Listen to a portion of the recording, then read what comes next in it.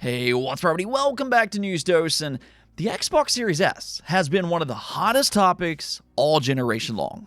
You know, when in doubt, blame the Xbox Series S. That seems to be the mindset for a lot of fans out there. But interestingly, we just got a new report that more or less says the exact opposite. Yeah, instead, this AAA developer explained why the Xbox Series S is bettering all platforms. And we're going to talk about that today. Definitely interesting stuff. First, though, I do want to thank my supporters on Patreon and on YouTube memberships. Thank you just so much for what you do, and you will receive this video through early access. Let's go and get right into things, though, starting off with Silent Hill F. I almost feel like this game is going a bit under the radar. It is a very different type of Silent Hill game than what we've gotten in the past, and I think because of that, some fans have written it off a bit. But that might change here in the near future. Reviews should roll out sometime within the next 7 days before its September 25th launch. But funny enough, we actually already have 2 early reviews to talk about, both of which are painting it as a standout game. Now, one is kind of hilarious because it's actually a leaked review from a DualShockers critic. I guess this person, for whatever reason, just doesn't understand the complete set of rules for an embargo date. So what this person did is that they posted a summary without spoilers for their review on Reddit, out of all places. Yeah, this made some waves online, and I'm not going to post an image or anything, in part to avoid that person's name, but ultimately, they gave it a 9.5. So I'd say on one side, I imagine Konami is, a little bit upset that they broke embargo, but at the same time, how mad can they really be when they got a 9.5? If anything, I'd say that this is pretty good press for them. And that continued on with Famitsu, who also gave it a 36 out of 40. Now, if you don't know how Famitsu reviews work, they have 4 different critics, each of which who will assign a score 1 out of 10. And then they just add all 4 scores together, hence 36 out of 40. In this case, all 4 critics gave it a 9 out of 10. Now, they do tend to be a little lenient from my experience, so I definitely don't think they're the be-all, end-all, but if anything else, this is a good early sign, and really a reason to be optimistic for Silent Hill F, and I will say I'm actually very hopeful for this game, so cross my fingers. Now, we also got a couple leaks ahead of next week's madness. Of course, next week should be very busy with the Tokyo Game Show. There's the Kojima event, which I'm personally very interested to see because he is teasing something. And then also RGG Summit on September 24th. Well, ahead of RGG Summit, they may have accidentally let one of their big announcements slip just a bit early. Yeah, it was briefly spotted that the title Kiwami 3 was on their website. Now, that's, of course, referring to a Yakuza 3 remake, and while this has since been taken down, that wasn't before screen captures flooded the internet and social media websites. Now, keep in mind that this still isn't a 100% confirmation until, they actually unveil it themselves, but admittedly, I've always found it a bit strange that they stopped at Yakuza Kiwami 2. 0, Kiwami 1, and 2 were all very well received and are often praised as some of the best games in the entire series. So at the time, it felt inevitable that they would continue with Yakuza 3, but instead they kind of shifted over to various different spin-offs. Now that's perfectly fine, but it definitely seems like they want Yakuza to be a yearly franchise, and this could be their way to continue that trend. They might pick up and continue with more Kiwami games, and I have to say, I'm all for it. Now, that's not quite all for next week, though, because allegedly, Sony is planning a state of play to be next week as well.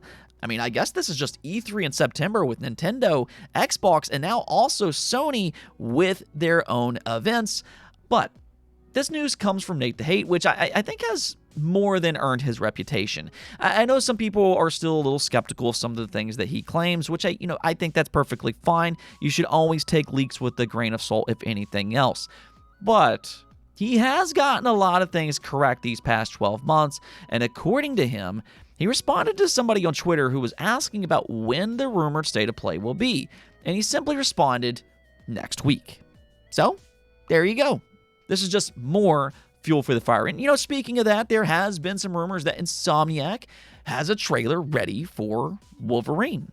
Now, whether it will be at this state of play has been up for interpretation.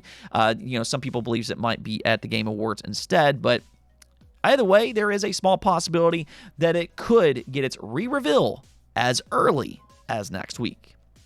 All right, now let's go talk about this Xbox Series S story, which is honestly very amusing to me, just because of how much heat the Series S consistently takes online. Like I said at the top of the video, there is this mindset from a certain group of gamers that, when in doubt, just blame the Xbox Series S. If a game doesn't look good, blame the Series S. If a game is taking too long to develop, blame the Series S. If a game gets delayed, well, it's the Series S's fault. You kind of get my point here. But the Series S has been a scapegoat for a lot of games this generation. And it's also been accused of holding back the PlayStation 5 and the Xbox Series X for that matter. Well, interestingly, the Battlefield studio claims that's actually been the exact opposite for Battlefield 6. Yeah, check this back and forth out between Kotaku and some Battlefield 6 developers. They said, I will say that the biggest thing we did that was a challenge for us was dealing with the console's limited memory. Xbox Series S does have less memory than even our mid-spec PC, and so there was a point, I want to say like 6 or 12 months ago, where we kind of realized that a lot of our levels were crashing on Xbox Series S. As a result, the team focused on optimizing memory usage in Battlefield 6. And these improvements weren't just felt on the Series S. Rather, the whole game wound up better and more stable across all platforms.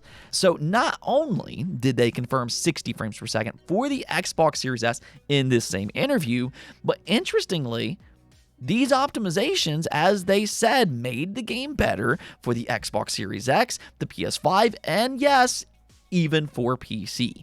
And this is not the first time that we've heard something like this either. id Software years ago said the exact same thing about Doom Eternal. IO Interactive said the same thing about Hitman 3, and even Capcom said the same thing for Resident Evil Village.